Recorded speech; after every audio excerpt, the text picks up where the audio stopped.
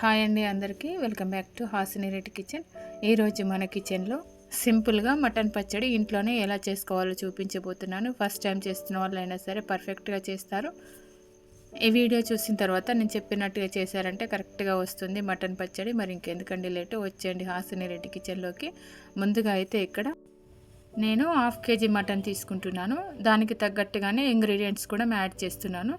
వీటిని బట్టి మీరు 1 kg కానీ 2 kgs కానీ లేదంటే ఇంకా తక్కువ ఎక్కువ కానీ చేసుకున్నట్టయితే దీన్ని బట్టి చేసేసుకోవచ్చు ఈజీగా. ఈ 1/2 kgకి నేను ఏమేమి ఇంగ్రీడియంట్స్ తీసుకుంటున్నానో అలాగే ఎంతవరకు తీసుకుంటున్నానో చూసేయండి, పర్ఫెక్ట్గా చేసేస్తారు. మనం ఇంట్లో అయితే మటన్ పచ్చడి చేయాలనుకుంటే ఇట్లా బోన్లెస్ తీసుకుంటేనే బాగుంటుంది. ఎందుకంటే వీటిని డీప్ ఫ్రై చేస్తాం కాబట్టి బోన్స్ అంతగా ఫ్రై అవ్వవు కాబట్టి ఇట్లా బోన్లెస్ తీసుకుంటేనే బాగుంటుంది. నేనైతే ఇక్కడ బోన్లెస్ మటన్ తీసుకున్నాను. అలాగే వీటిని కొంచెం చిన్న చిన్న పీసెస్ లాగా కూడా కట్ చేసి ఇట్లా రెడీ ఉంచాను. అలాగే దీంట్లోకి ఏమేమి ఇంగ్రీడియంట్స్ వేస్తున్నానో ఎంత వేస్తున్నానో ఒకసారి చూడండి. నేను ఇక్కడ 4 నిమ్మకాయలు తీసుకున్నాను. మామూలు సైజులో ఉన్న 4 నిమ్మకాయలు తీసుకోవాలి. తర్వాత 1.5 టీ స్పూన్ వరకు వేయించని అంటే పచ్చి ధనియాల పొడి తీసుకుంటున్నాను. అలాగే 2 టీ స్పూన్ల సాల్ట్ తీసుకుంటున్నాను, ఉప్పు. అలాగే దీనికి డబల్ కారం తీసుకుంటున్నాను, అంటే 4 టీ స్పూన్ల కారం పొడి తీసుకుంటున్నాను. వెయిట్ చొప్పున అయితే ఇట్లా డబల్ తీసుకోకండి, మామూలుగా స్పూన్తో తీసుకుంటేనే అట్లా తీసుకోండి, స్పూన్ కానీ కప్ అయితే. అలాగే 1/2 టీ స్పూన్ వరకు గరం మసాలా కూడా వేసేస్తున్నాను. అలాగే ఇంకొక 1/2 టీ స్పూన్ వరకు జీలకర్ర మెంతులు వేయించి ఇట్లా పొడి చేసిన మెంతి పొడి వేస్తున్నాను. ఇవన్నీ కూడా ఇట్లా రెడీ ఉంచుకోవాలి. తర్వాత ఈ నిమ్మకాయలను కూడా కట్ చేసి నిమ్మరసం పిండేసి రెడీ ఉంచుకోవాలి. ఈ మటన్ డైరెక్ట్గా వేయించిన దానికంటే ఒకసారి ఉడకబెట్టి వేయించుకుంటే బాగుంటుంది. ఎందుకంటే మటన్ ఉడకడానికి కొంచెం ఎక్కువ టైం పడుతుంది కాబట్టి ఇట్లా ఉడికిన తర్వాత వేయించుకుంటే బాగుంటుంది అనేసి నేనైతే విజిల్ కుక్కర్లో పెట్టేసి దాంట్లోకి 1 గ్లాస్ వరకు అంటే మంచినీళ్ళు తాగే గ్లాస్తోనే 1 గ్లాస్ వాటర్ పోసేసి విజిల్ పెట్టేసి 3 విజిల్ వచ్చే వరకు ఉడికించాను. తర్వాత దీన్ని ఇట్లా ఒక జలిగిన్నెలో నీళ్ళని వంపేసి రెడీ ఉంచాను. చూడండి, మటన్ దాదాపుగా ఇట్లా ఉడికింది. తర్వాత దీన్ని పక్కన పెట్టేసి స్టవ్ పైన ఏదైతే పచ్చడి పోపు చేద్దాం అనుకుంటున్నానో ఆ బౌల్ పెట్టేసి దాంట్లోకి డీప్ ఫ్రైకి సరిపడా ఆయిల్ వేసేయాలి. కొంచెం నూనె ఎక్కువనే పడుతుంది మటన్ పచ్చడికి. ఇప్పుడు నూనె వేడైన తర్వాత ముందుగా ఉడికించిన మటన్ ముక్కలను వేసేసి అటు ఇటు అనుకుంటూ వేయించాలి.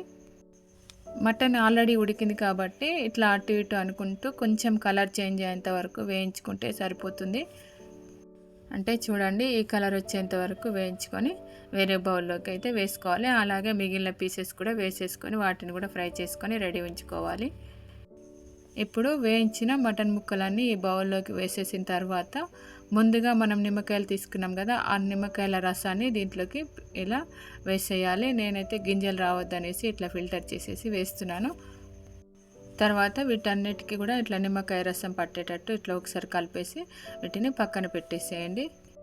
ఇప్పుడు మటన్ వేయించిన ఆయిల్ ఇట్లా మిగిలి ఉంది కదా, దీంట్లోనే కొంచెం వేడైన తర్వాత 1/2 టీ స్పూన్ వరకు ఆవాలు, అలాగే 1/2 టీ స్పూన్ వరకు జీలకర్ర కూడా వేసేయాలి. ఇవి కొంచెం చిటపట అన్న తర్వాత 2 టీ స్పూన్ల వరకు అల్లం వెల్లుల్లి పేస్ట్ వేసేస్తున్నాను. నేనైతే అల్లం వెల్లుల్లి పేస్ట్ స్టవ్ ఆఫ్ చేసే వేస్తాను, ఎందుకంటే అదే వేడి మీద వేస్తే మాత్రం మాడిపోతుంది అనేసి స్టవ్ ఆఫ్ చేసేసి అదే వేడి మీద అల్లం వెల్లుల్లి పేస్ట్ వేసేసి ఇది కలుపుతూ ఉండగానే మళ్ళీ స్టవ్ ఆన్ చేసుకోవాలి. అల్లం వెల్లుల్లి పేస్ట్ కూడా అటు ఇటు అనుకుంటూ కొంచెం కలర్ చేంజ్ అయ్యే వరకు, అంటే ఈ కలర్ బ్రౌన్ కలర్ వచ్చేంత వరకు వేయించుకోవాలి.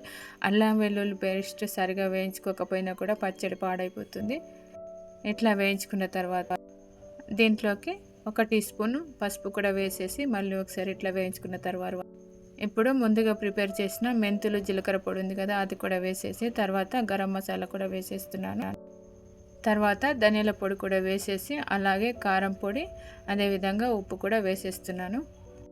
ఇవన్నీ వేసి కొంచెం కలిపిన తర్వాత ఇప్పుడు ముందుగా వేయించిన మటన్ ముక్కలను కూడా వేసేస్తున్నాను.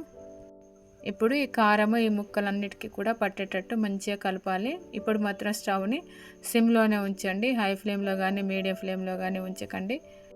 ఇట్లాగే కలుపుకుంటూ 4-5 నిమిషాలు కూడా ఇలా ఉడకనివ్వాలి. ఎందుకంటే మనం వేసిన మసాలా కానీ ఉప్పు కారం కానీ ముక్కలకి అంటే మటన్ ముక్కలకి పట్టాలి అంటే కొంచెం సేపు ఇట్లా సిమ్లో పెట్టేసి ఉడికించితే పర్ఫెక్ట్గా పడుతుంది. తర్వాత స్టవ్ ఆఫ్ చేసేసి ఏదైనా గ్లాస్ జార్లో కానీ గ్లాస్ బౌల్లో కానీ పచ్చడి పెట్టేస్తే సరిపోతుంది. ఈ పచ్చడి మాత్రం వేడివేడి అన్నంలో అయినా సరే చల్లన్నంలో అయినా సరే చాలా బాగుంటుంది. అలాగే చపాతీలోకి అయితే ఇంకా బాగుంటుంది. మీరు కూడా ట్రై చేయండి. ఒకవేళ మీరు చేస్తే కనుక మీకు ఎలా వచ్చిందో మీ ఫీడ్బ్యాక్ని కామెంట్ బాక్స్లో కామెంట్ చేయండి. అలాగే వీడియోని లైక్ చేయడం, షేర్ చేయడం అయితే అస్సలు మర్చిపోకండి. మరిన్ని మంచి రెసిపీస్ కోసం హాసిని రెడ్డి కిచెన్ ఛానల్ని సబ్స్క్రైబ్ చేయండి. ఫైనల్గా అయితే ఈ వీడియో ఇప్పటివరకు చూసిన వాళ్ళందరికీ కూడా చాలా చాలా థ్యాంక్ యూ.